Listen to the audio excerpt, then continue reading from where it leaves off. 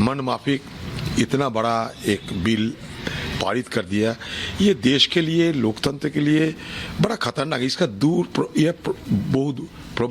दूर प्रभारी असर होगी। बीजेपी नेता गजेंद्र शेखावत ने की पीएम मोदी की तारीफ। कहा, पीएम मोदी के कार्यकाल में हुए विकास कार्यों ने इतिहास रचा है।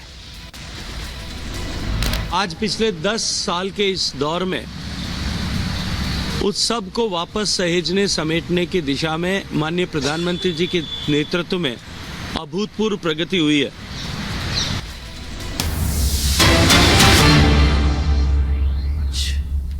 घमंडिया अलायंस के प्रोटेस्ट देखने को मिल रहे हैं। जहां तक घमंडिया अलायंस का सवाल है, जहां तक इंडी अलायंस का सवाल है, उनको जोड़ने वाला जो फेविकॉल है वो दो है। एक है शराब और दूसरा है अपमान। किस प्रकार से सनातन का अपमान करना, किस प्रकार से भारत के सभ्यता का अपमान करना, किस प्रकार से बड़ों का अनादर करना। आज दोनों विषय हिंदुस्तान की राजनीति और हिंदुस्तान के मीडिया की खबर की धुरी बनी हुई है। शराब धुरी बनी हुई है। एक भाग रहा है, शराब में घोटाला करके कोई नेता भाग रहा है, और दूसरी ओर कुछ ऐसा नेता हैं, कुछ ऐसे भी लोग हैं जिन्होंने भारत के वाइस प्रेसिडेंट के साथ जिस प्रकार का मखौल उड़ाया है और उसके बाद मार्च पास्ट कर रहे हैं, उसके विषय में भी उनका पर्दाफाश करना है।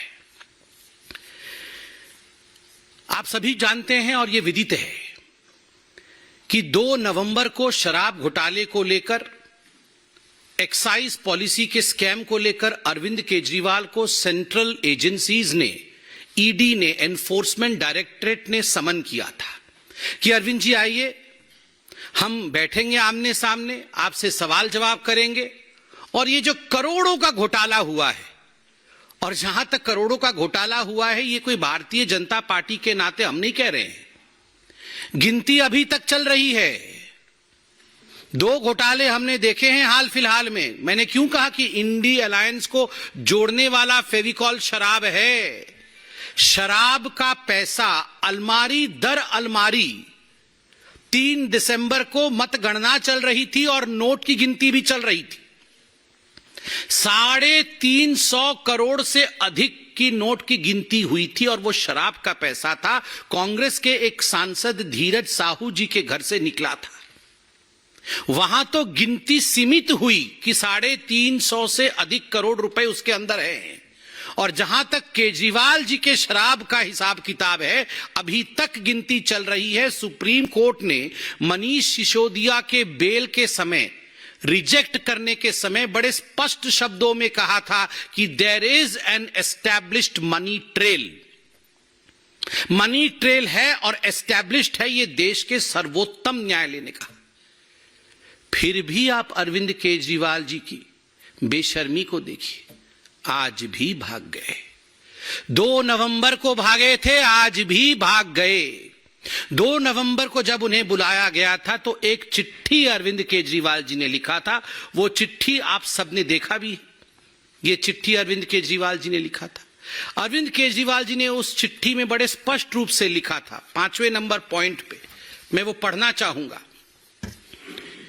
As the Chief Minister of the State of NCT of Delhi, I have governance and official commitments for which my presence is required, particularly in view of the Diwali festivities coming up in the second week of November 2023.